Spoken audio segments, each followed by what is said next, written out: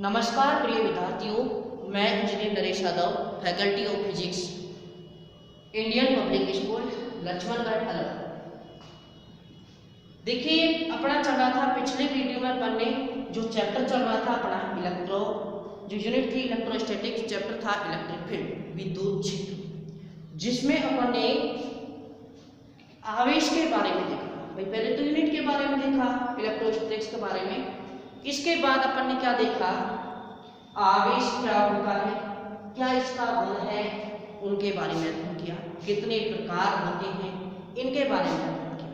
अब आवेश किसी भी वस्तु का, किसी भी चालक का वह गुण होता है जो आकर्षण तथा प्रतिकर्षण का अनुभव कर सकता है।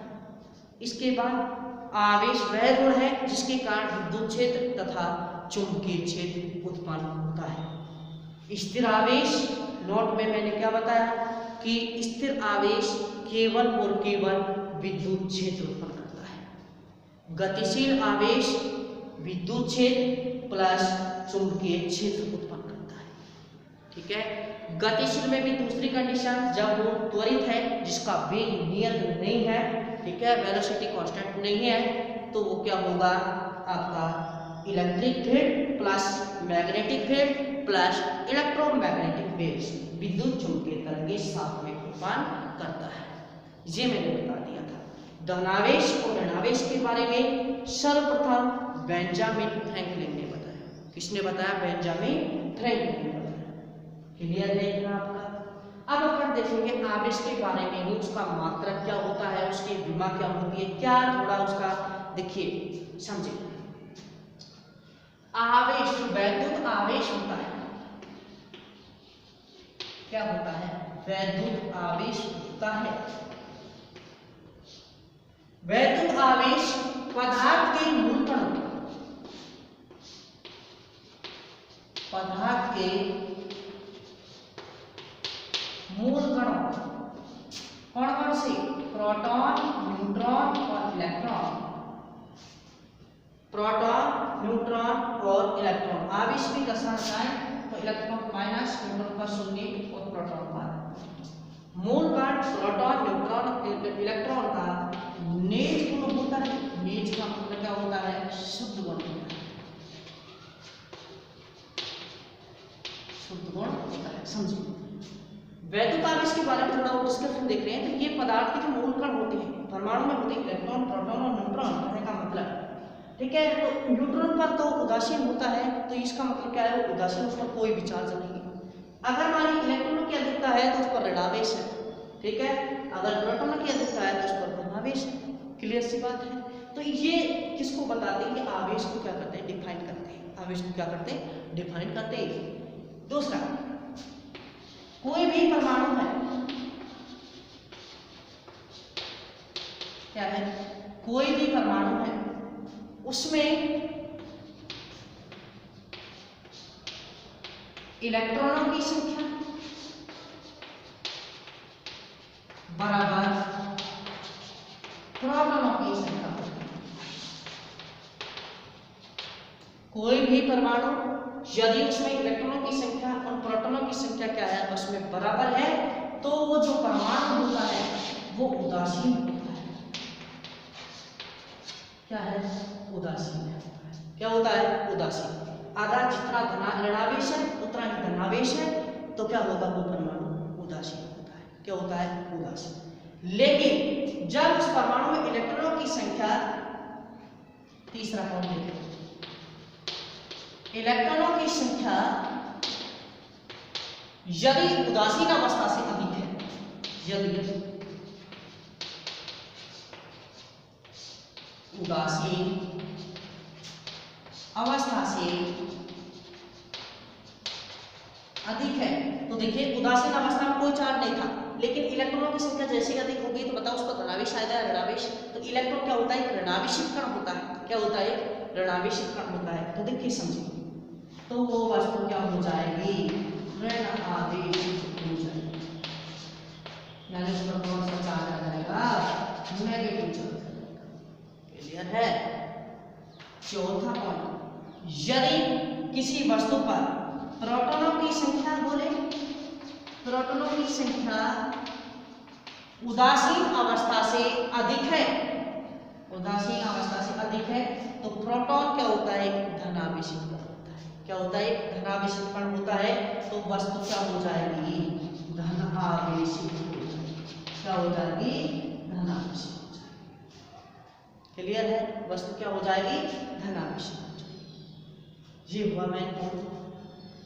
या दूसरी तरीके से कहना चाहे अपन, भाई प्रोटॉनों की संख्या अधिक है, या बोल दें इलेक्ट्रॉनों की संख्या, इलेक्ट्रॉनों की संख्या क्या है, कम है। क्या है, कम। जब इलेक्ट्रॉनों की संख्या उदासीन अवस्था से कम है, तब भी वो वस्तु क्या होगी, धनावेशित होगी, क्योंकि ऋणावेश कम है, तो वस्तु कौन सी होगी, धनावेशित। ठीक है, इतना हुआ कि 4 इंपॉर्टेंट बातें क्या है आवेश के बारे में, कि वैद्युत आवेश पदार्थ के मूल कणों प्रोटॉन, न्यूट्रॉन और इलेक्ट्रॉन का निज गुण होता है। ठीक है, कोई भी परमाणु में इलेक्ट्रॉनों की संख्या और प्रोटॉन की संख्या समान है तो उदासीन होता है। क्या होता है, उदासीन। इसके बाद यदि इलेक्ट्रॉनों की संख्या उदासीन अवस्था से अधिक है तो वो वस्तु ऋणावेशित वस्तु होगी। यदि प्रोटॉनों की संख्या उदासीन अवस्था से अधिक है तो वो वस्तु धनावेशित वस्तु होगी। क्या होगी, धनावेशित वस्तु होगी। ठीक है, इसके बाद बात करेंगे इलेक्ट्रॉनों की संख्या क्या है, उसमें उदासीन अवस्था से क्या है, कम है, तो भी वो क्या होगी, धनावेशित। और जो अब इसके बाद अपन मैं बताने जा रहा हूँ आपको, वो आपको वेरी इंपॉर्टेंट, आपको रटना ही है। रटना माने याद, उनको कैसे भी याद करें, लेकिन वो याद करने की बात है। वो तो सिंपल है, वो आप पढ़ के आए 10 से ही 9 से ही। वो है इलेक्ट्रॉन पर आवेश कितना होता है, प्रोटॉन पर आवेश कितना होता है। ठीक है, तो उनको समझिए। देखिए, एक होता है जो आपका मूल कण, जिसके बारे में अध्ययन करें, वो है आपका इलेक्ट्रॉन। क्या है, इलेक्ट्रॉन। इलेक्ट्रॉन पर आवेश, इलेक्ट्रॉन पर आवेश। ठीक है, चार्ज ऑफ इलेक्ट्रॉन्स। ठीक है, तो आवेश को किस दर्शाते हैं, क्यू से। ठीक है, इसके बाद क्या हो जाएगा आपका, इलेक्ट्रॉन पर है तो क्यू ई। आप जानना इलेक्ट्रॉन एक क्या है, ऋणावेशित कण है। क्या है, ऋणावेशित कण है। इस पर चार्ज कितना होगा, -1.6 × 10⁻⁹ कूलम्ब। ठीक है, क्लियर है। दूसरा, प्रोटॉन पर आवेश, प्रोटॉन पर आवेश कितना होगा, क्यू पी। ये कितना होगा आपका, +1.6 × 10⁻⁹। ये ऋणावेशित है, ये क्या है आपका, धनावेशित है। तीसरा, न्यूट्रॉन पर आवेश। क्या है, न्यूट्रॉन पर आवेश। न्यूट्रॉन पर एक उदासीन कण है जिस पर शून्य आवेश होता है। क्या होता है, शून्य आवेश होता है। चौथा, ध्यान रखें, एक होता है आपका अल्फा कण। चलो उसके बारे में बाद में देख लेंगे, एक बार इनको देखिए। इलेक्ट्रॉन का द्रव्यमान, इलेक्ट्रॉन का द्रव्यमान, इलेक्ट्रॉन का द्रव्यमान होता है 9.1 × 10⁻31 kg। ठीक है, पांचवा, प्रोटॉन का द्रव्यमान। क्या है, प्रोटॉन का द्रव्यमान वो होता है आपका 1.672 × 10⁻27 kg। ऐसे ही छठा है न्यूट्रॉन का। न्यूट्रॉन का द्रव्यमान वो होता है आपका 1.674 × 10⁻27 kg।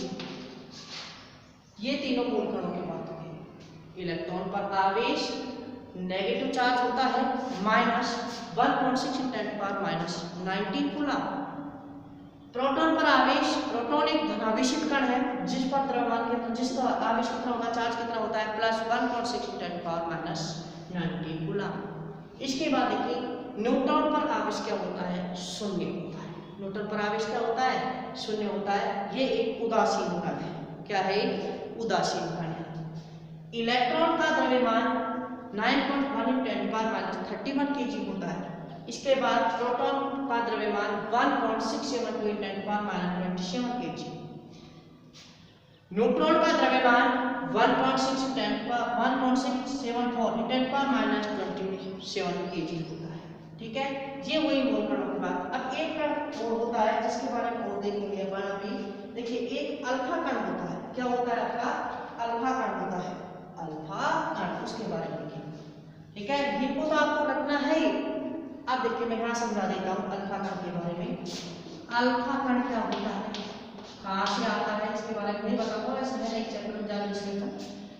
अल्फा कण द्विआयनिक हीलियम नाभिक होता है 2He4।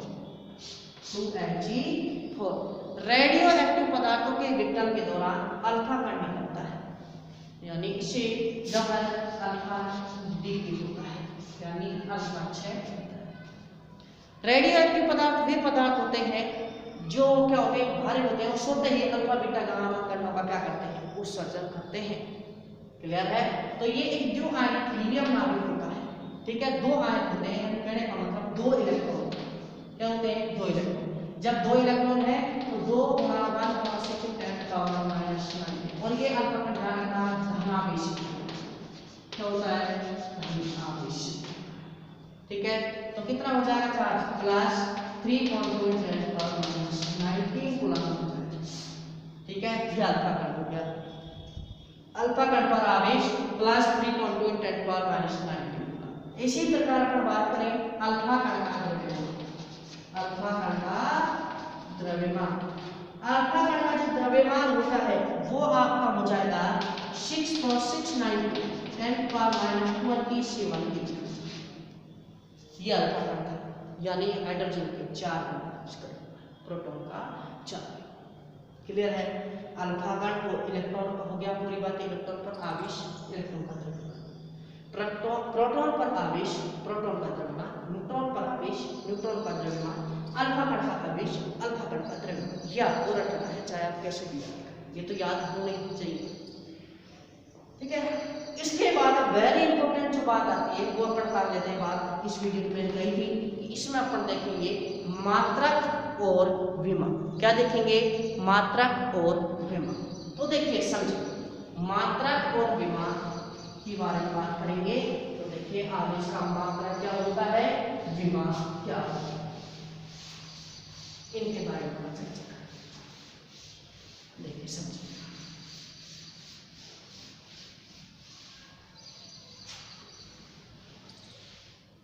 सर्वप्रथम बात करेंगे अपन आवेश के मात्रक। आवेश का मात्रक, आवेश यानी इंग्लिश में है तो unit of charge. Unit of charge. ठीक है, तो इसका आवेश का मात्रक जो एसआई मात्रक होता है वो कूलाम होता है। क्या होता है? कूलाम होता है, जिसे सी से दर्शाते हैं। किससे दर्शाते हैं? सी से दर्शाते हैं। क्लियर है? अब सीजीएस मात्रक की बात करें। किसकी बात करें? सीजीएस मात्रक की बात करें तो सीजीएस मात्रक स्टेट कूलाम होता है। स्टेट कूलाम होता है सीजीएस मात्रक। एक कूलाम बराबर 3 × 10⁹ ESU होता है, यानी स्टेट कूलाम होने या ESU की फुल फॉर्म होती है इलेक्ट्रोस्टैटिक यूनिट। Electrostatic unit. ठीक है, स्टेट कूलाम या एक अन्य मात्रक जो लेते हैं वो होता है फ्रैंकलिन।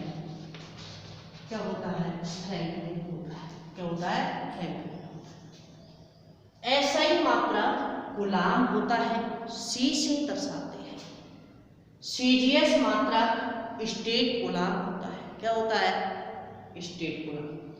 एक कूलाम बराबर 3 × 10⁹ ESU होता है।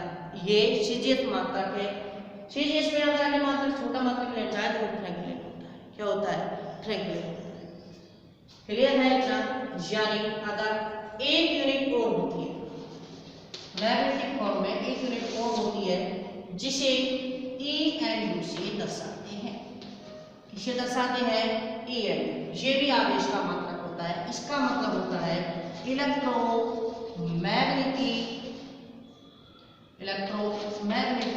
यूनिट।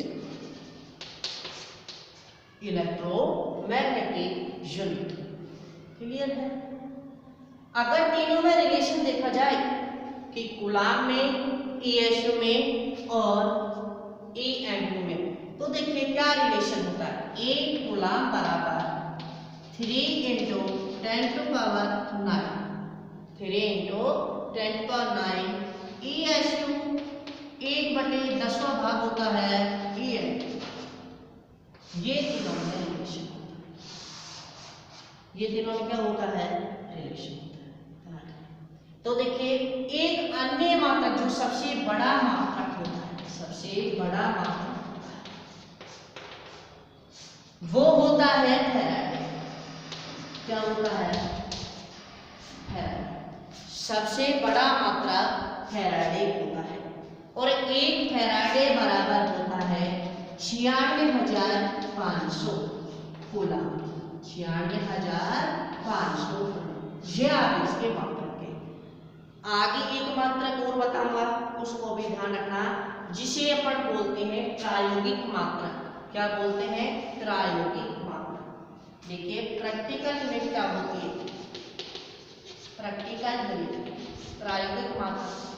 ठीक है, देखिए उससे ही मैं विमा पढ़ा दूंगा। अभी आप हाल फिलहाल ध्यान रखें, मैं बता दूं कहां से आया। वो होता है एम्पियर सेकेंड। एम्पियर गुणा सेकेंड। ठीक है, प्रायोगिक मात्रक क्या होता है? एम्पियर गुणा सेकेंड। तो आवेश का मात्रक क्या होता है? एसआई मात्रक कूलाम होता है, सीजीएस मात्रक स्टेट कूलाम होता है और एक कूलाम बराबर 3 × 10⁹ ईएसयू होता है। ठीक है, या दोस्तों अन्य मात्रक फ्रैंकलिन भी होता है। सबसे बड़ा मात्रक फैराडे होता है। एक फैराडे बराबर 96,500 कूलाम होते हैं। एक अन्य यूनिट ईएमयू इलेक्ट्रोमैग्नेटिक यूनिट होती है। तीनों में रिलेशनशिप क्या होगा? एक कूलाम बराबर 3 × 10⁹ ईएसयू और ये ईएमयू का कौन सा भाग होती है? 10वां भाग होती है। प्रैक्टिकल यूनिट एम्पियर गुणा सेकंड होती है। अब अगर बात करते हैं विमा की, किसकी बात करते हैं? विमा। तो देखिए समझिए, विमा की बात करेंगे तो विमा क्या होगी? समझिए, विमा यानी आवेश की विमा की बात करें यानी डायमेंशंस विमा।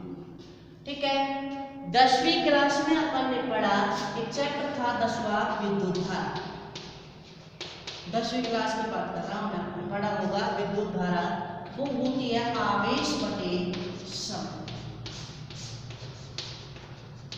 आवेश बटे समय। आवेश को किससे, विद्युत धारा किससे दर्शाते हैं? आई से, आवेश को क्यू से और समय को टी से। तो आपने पढ़ा होगा क्यू बराबर आई टी। अब यहाँ से आवेश का मात्रक देखिए, विद्युत धारा का मात्रक क्या होता है? एम्पियर। क्या होता है? एम्पियर। और इसका एम्पियर समय का क्या होता है? सेकंड। तो मात्रक क्या हो जाएगा? Ampere second. विमा की बात करें तो एम्पियर को दर्शाते हैं ए से और समय को दर्शाते हैं टी से।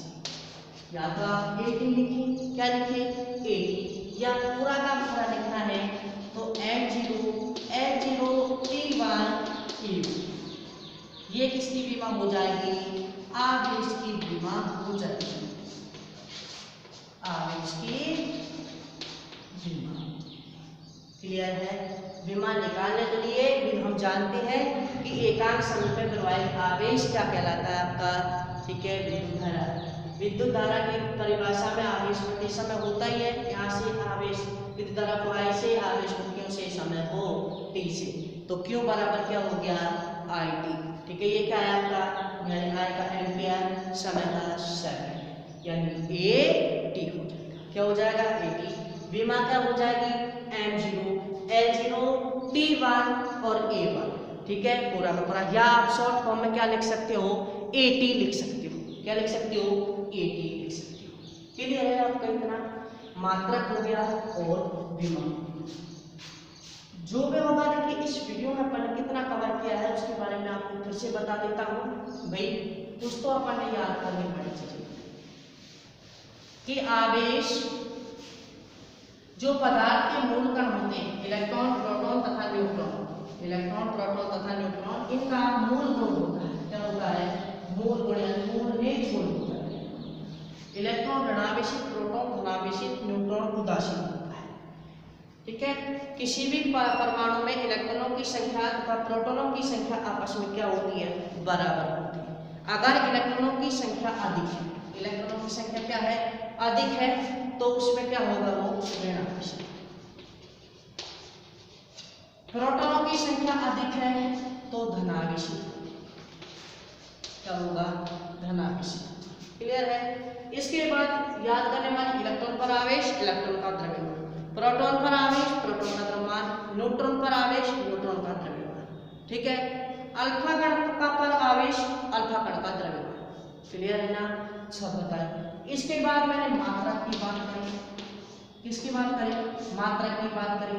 मात्रक में मैंने बताया गुणांक होता है, CGS में स्टेट गुणांक होता है, अन्य मात्रक रैंकिंग होता है, ठीक है। इसके बाद सबसे बड़ा मात्रक फेराडे होता है। क्या होता है, फेराडे। ये अपन ने बात करनी थी। विमा की बात करें तो विमा आपकी क्या होती है, AT। क्या होती है, AT। फिर मैंने धनावेश और ऋणावेश यानी दो प्रकार का बताया। एक था आवेश धनावेश और दूसरा था आपका ऋणावेश। क्या था, ऋणावेश। एक पॉजिटिव एक नेगेटिव। अब इनके अंदर अपन इनके बारे में डिस्कस करेंगे कि धनावेश किस प्रकार क्या सजातीय आवेश कैसे प्रतिकर्षित करते हैं, विजातीय आवेश कैसे आकर्षित करते हैं। इस प्रयोग के द्वारा अपन, एक प्रयोग है, ठीक है, उस पर नेक्स्ट वीडियो अपन उसमें प्रयोग करेंगे। उसमें धनावेश और ऋणावेश के बारे में आपको बताऊंगा कैसे सजातीय आवेश क्या करते हैं, प्रतिकर्षित होते हैं, विजातीय आवेश कैसे प्रतिकर्षित। इसके बाद जो अपन करेंगे, इसके बाद धनावेश ऋणावेश के करने के बाद वो फिर देखेंगे अपन आवेश की गुणधर्म। क्या देखेंगे, आवेश की गुणधर्म, ठीक है। इस वीडियो में इतना ही सफिशिएंट है। धन्यवाद।